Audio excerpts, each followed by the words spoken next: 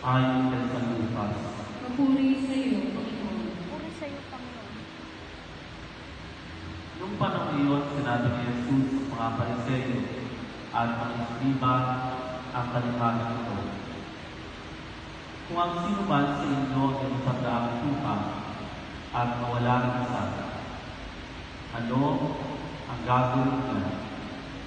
Iiwan ang siyam sa ilang at hahanapin ang nawawala hanggang sa matagpuan. Hindi ba? Kapag nasumpungan na masayad niya papasok ito. Pagdating ng bahay, aanyayahan niya ang mga kaibigan at mga kapitbahay. At sasabihin niya, makipagsaya ka rin sa akin sapagkat nasumpungan ko sa wakas ang tupa ko nawawala.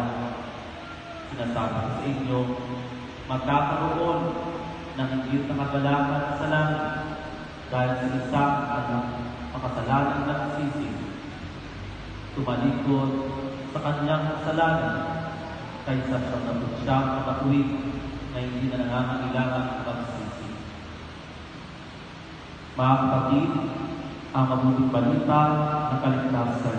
Pinupuri ka namin, Panginoong Yesu Kristo.